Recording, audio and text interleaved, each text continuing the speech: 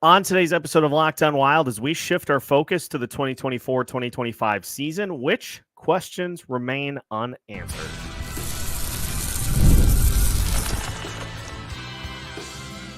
You're Locked On Wild, your daily podcast on the Minnesota Wild, part of the Locked On Podcast Network, your team every day. What is happening, everybody? Welcome into another episode of Locked On Wild. We are your daily Minnesota Wild podcast, and we are your team every day. We thank you for making Locked On Wild your first listen each and every day. Make sure you subscribe on YouTube and your favorite podcast platform so you don't miss out on any new episodes throughout the week.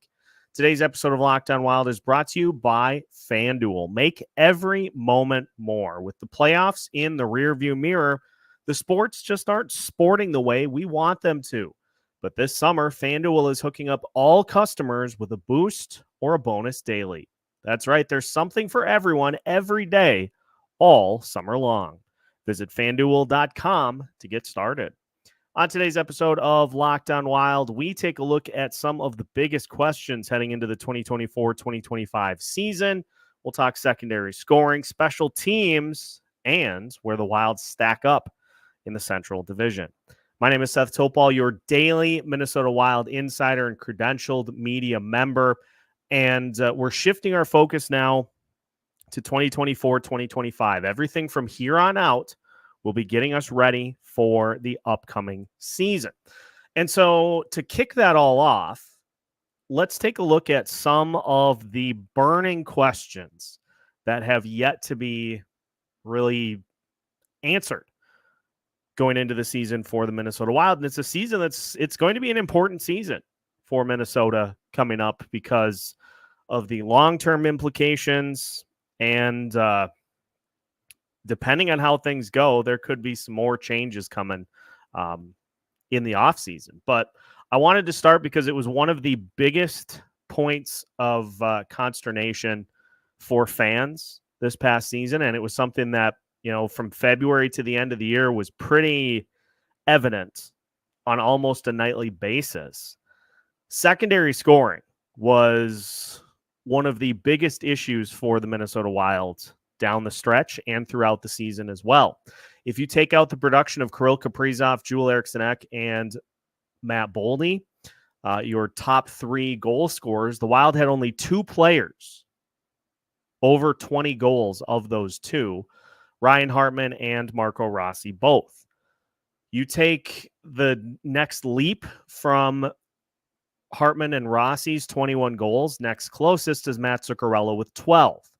You've got players like Marcus Johansson, Marcus Foligno, who had double digits with 11 and 10 respectively. But then you've got a bunch of defensemen, Brock Faber, Jonas Brodin, and Jake Middleton, who were all next in line from a goals perspective. And Freddie Gaudreau had just 5 goals in 67 games.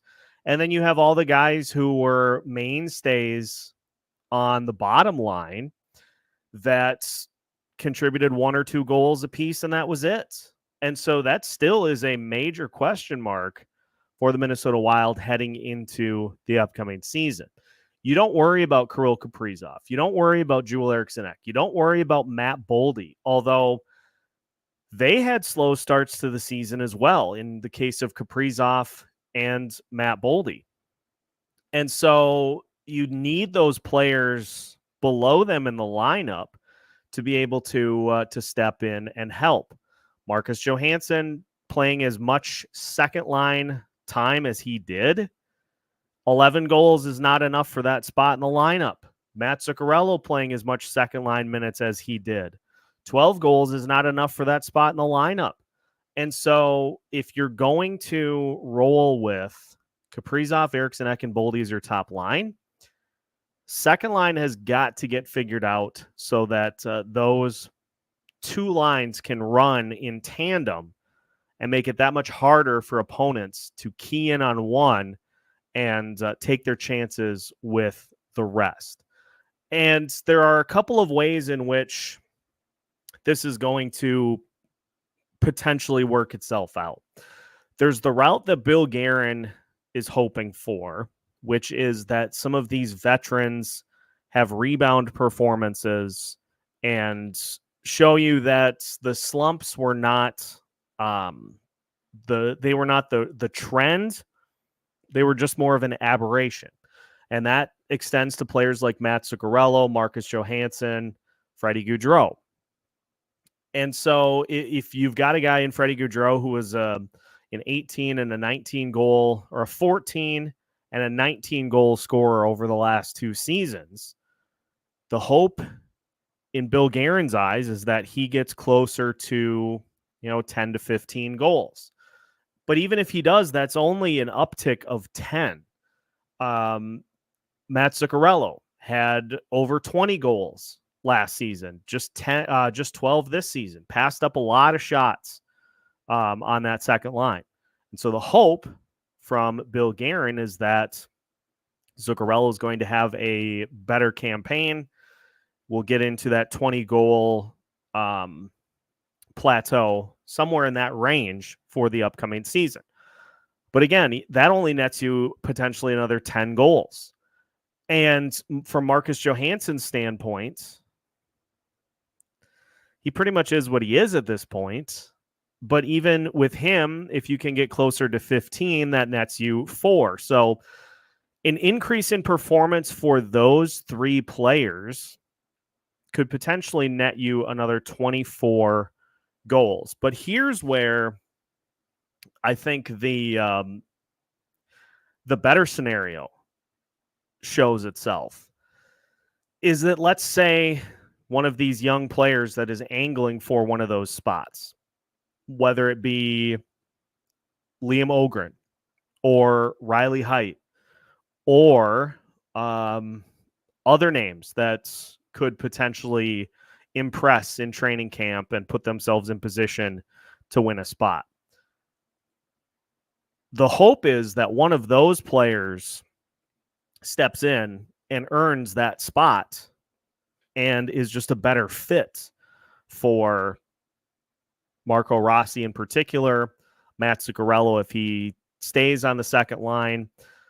That's the hope, is that one of those young players steps in and is able to give you something consistent, give you something productive, and to turn this from one line and a bunch of pieces into a 2-line scoring team that then can turn the third and fourth line into more defense-oriented, which is another thing that that Bill Guerin likes to have in his rosters. But the other part of this that I think needs to be kept, needs to be monitored, is you identify those players that regressed. There are going to be players this year that you have not anticipated, that you haven't planned for, because stuff happens. Injuries happen. Inconsistencies happen. Players go through long slumps. And so just assuming that everybody is going to be able to, do what they did previously is a little on the risky side. And so my preference has always been, let's let one of those prospects impress and take a job, and then you just ride with it. So as far as, has the secondary scoring been addressed? Is it still going to be an issue going into the season? The first question is incomplete. We can't answer that until we kind of see what the lineup shakes out to be.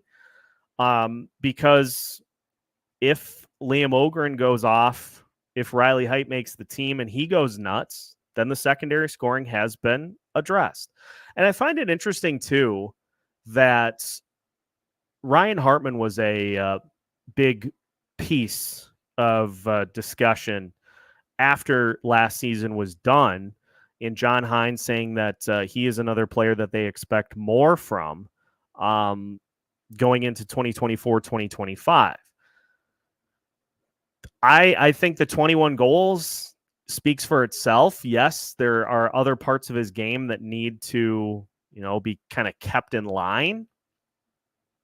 But he's not somebody that I necessarily worry about as much as I do that big three of Zuccarello, Johansson, and Gaudreau. Like, are you going to get rebound performances from them?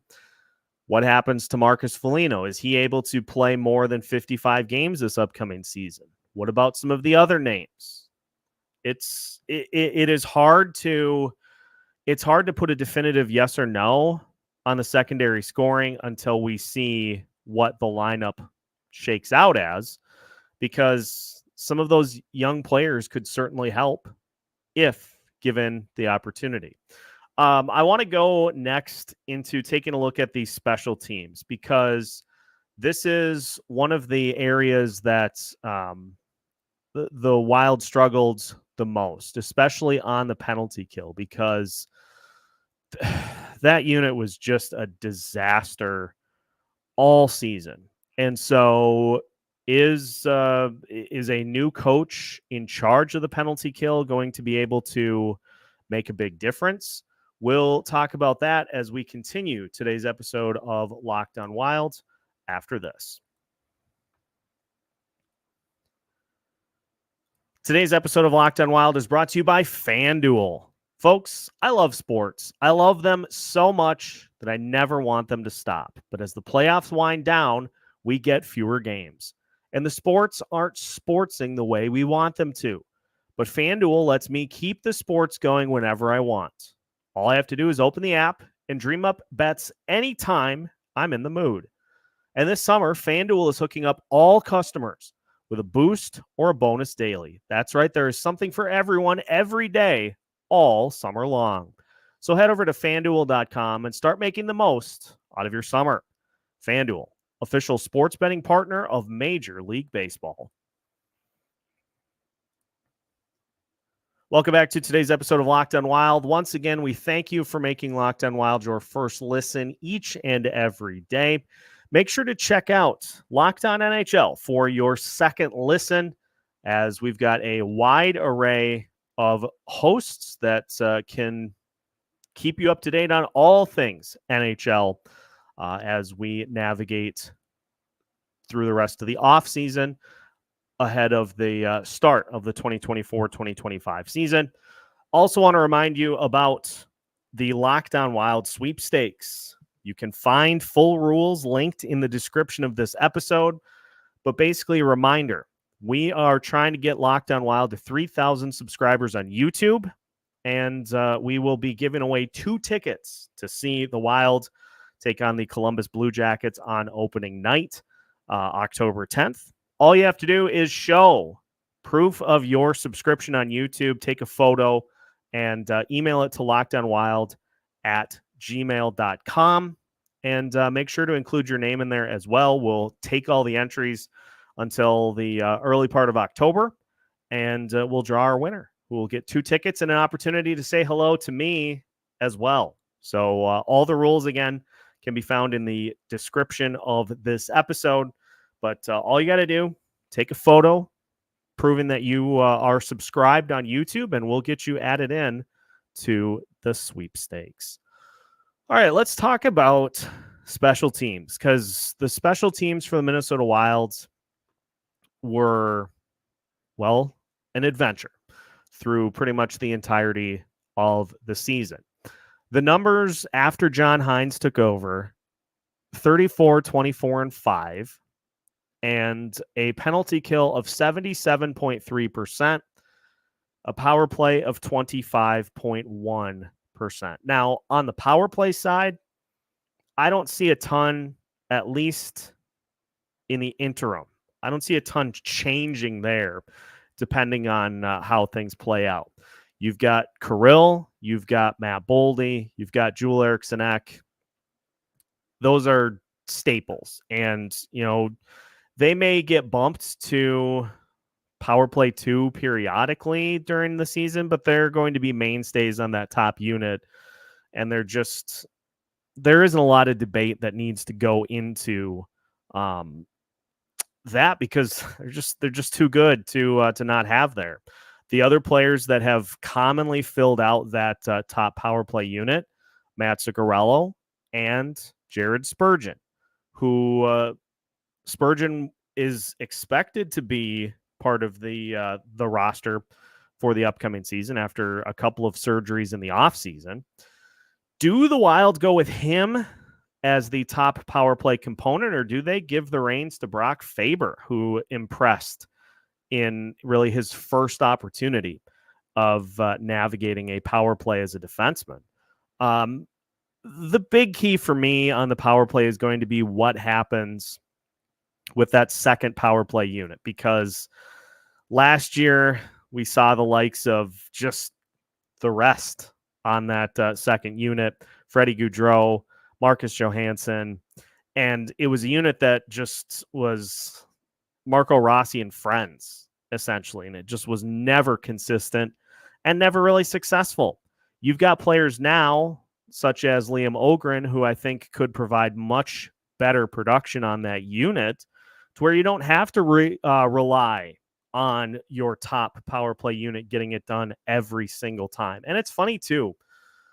25% on the power play is really good. And so it's not as though from the power play side, it's not as though there is a ton that is broken with that unit. It's just, it's so top heavy that they have a large track record of success. Second power play unit just really never did. The thing, though, that gets frustrating is the Wilds, and this happens to all teams, I'm sure. The Wild have a tendency to overpass on the power play and to try to set up for the perfect shot, as opposed to trying to throw a volley of shots on the net and work on rebounding and deflections in front. So maybe that's a more schematic change, is let's make sure we're getting our shots in, as opposed to going an entire 2-minute power play without getting a single shot on net. Those types of power plays are the ones that are most frustrating as somebody that covers the team and as fans go as well. So really interested to see what that second power play unit looks like, because Marco Rossi should definitely be on it. I feel like Liam Ogren should be as well. Maybe you throw Murat Huznadinov in there for some looks. But, you know, until more skill gets added to this team, it's pretty much stack the top unit and hope that the second unit can contribute every now and again. Penalty kill. Let's talk about the one that was the just abysmally bad for most of the season. I did mention that under John Hines, the penalty kill for the Wild was at 77.3%, which isn't great, but it's better than 65 or whatever it was at under Dean Evison. The key here, there are a couple of keys, and the Minnesota Wild were at 76.3% on the penalty kill from January 1st to the end of the season. The key here for the Wild comes down to the amount of times that unit has to get used. That's the reason that the penalty kill numbers are as bad as they are, because the Minnesota Wild continue to be one of the most penalized teams in the league, not only from being physical. Like, I don't care if you get sent to the box 2 minutes for roughing. Those penalties don't bother me as much as the trippings, the holdings, the slashings, the hookings, all of those penalties that result from being in a bad position or having to overcompensate after overplaying your opponent and having to kind of reach back to keep them in line. Those are the ones that cause the most problems. And this was the reason that Yakov Trenin was brought in as pretty much the only major offseason move that the Minnesota Wild made, was to help out with that unit. But we've talked about it before. At some point, you just have to look at the amount of time that unit is being used as the issue. And this is something else that will hopefully get fixed with more speed and skill on the roster. But for right now, the best thing that the Wild can do to try to limit getting exposed on that penalty kill unit is to stop relying on it as much as they do.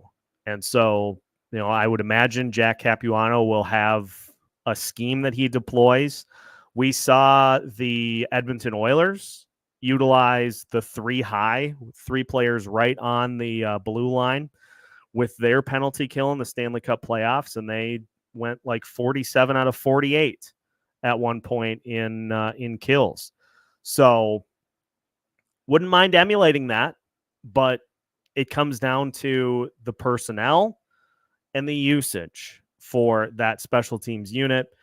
And until that gets discussed, until that becomes the focal point, it's going to continue to be an issue because, a couple seasons ago, the Wild were in the mid 80%. They were in the top 10 in penalty kill. Well, they had near Vezina level goaltending to be able to make all the saves. The same issues still exist. And so if the goalies aren't making the saves, then the penalty kill numbers suffer. So let's use it less for 2024, 2025. Now, I want to finish today's show by taking a look at the Central Division at large to look at another issue that the Minnesota Wild faced this past season. They couldn't beat anybody in front of them in the standings. And so we will try to answer that question. Who's going to be in front of the Wild in the standings for this upcoming season? That is on the way as we finish today's episode of Locked On Wild after this. Welcome back to today's episode of Locked On Wilds. Today's episode is brought to you by Indeed. We are driven by the search for better. When it comes to hiring, the best way to search for a candidate isn't to search at all. Don't search, match with Indeed. If you need to hire, you need Indeed. Indeed is your matching and hiring platform with over 350 million global monthly visitors, according to Indeed data, and a matching engine that helps you find quality candidates fast. Ditch the busy work. Use Indeed for scheduling, screening, and messaging so you can connect with candidates faster. Listeners of this show will get a $75 sponsored job credit to get your jobs more visibility at Indeed.com/lockedon.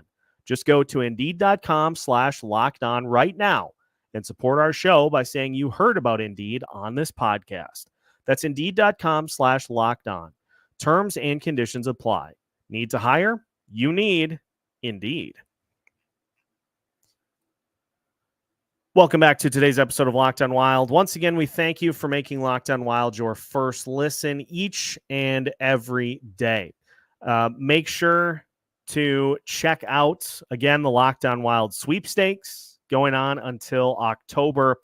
All you have to do is send a screenshot proving you have a subscription on YouTube and include your name in the email to lockedonwild@gmail.com. And you will be entered in for a chance to win 2 tickets to see the Minnesota Wild take on the Columbus Blue Jackets on opening night. Again, that runs until October. And make sure to check out the full rules linked in the description of today's episode. So another big issue for the Minnesota Wilds last season was their inability to beat anybody in front of them. And I'm not talking about losing close games. I'm talking about getting boat raced. The Wilds against the Dallas Stars just throttled in pretty much every game. There was 7-2. There was an 8-3. Just miserable games against the likes of the Dallas Stars.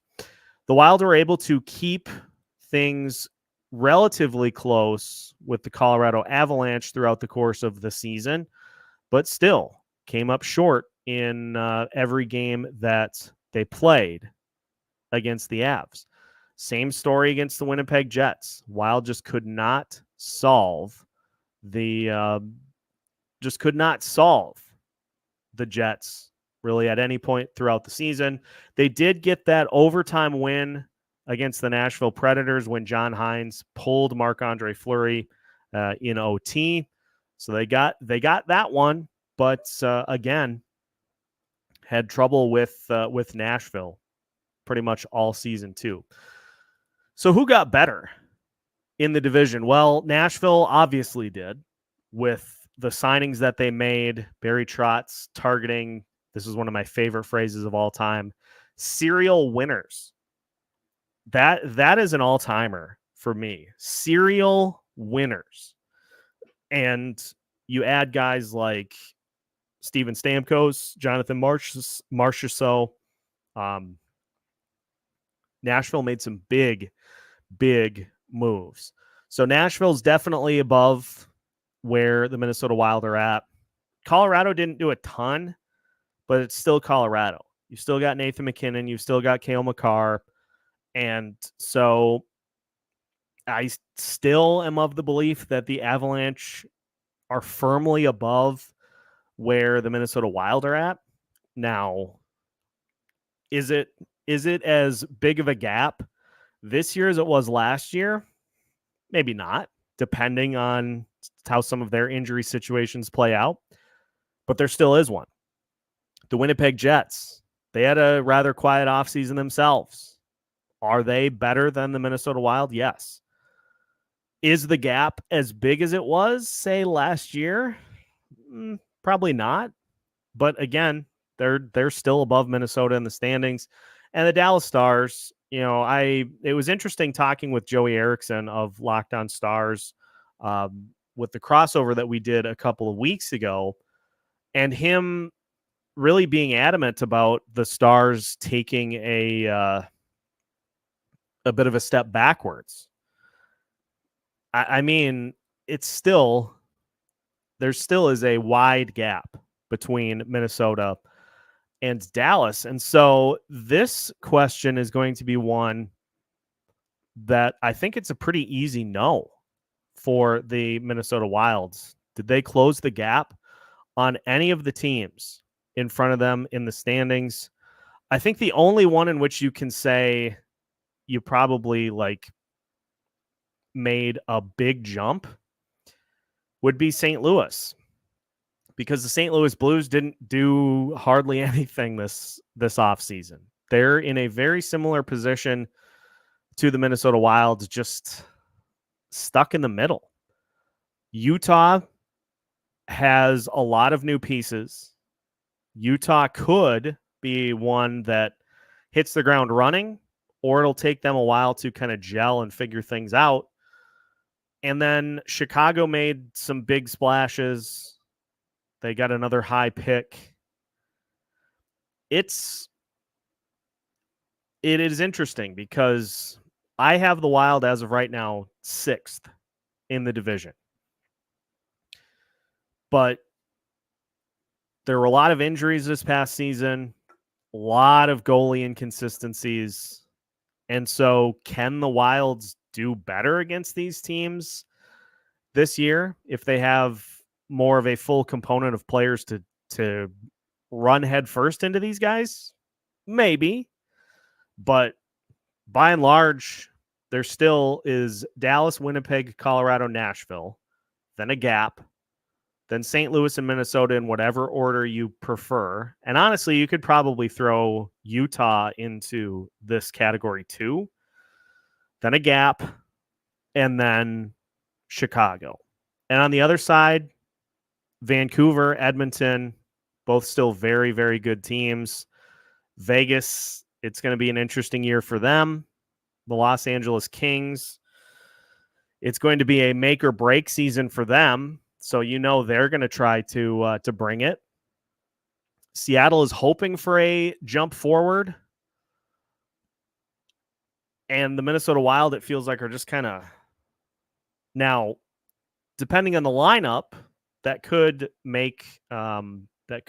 lead to some jumps in performance. But as of right now, if we try to answer did the Wild gain ground on anybody ahead of them in the standings? That's going to be a no for me, dog. They did not. And so we'll dive much more in depth into the 2024-2025 season as we get closer and closer to it.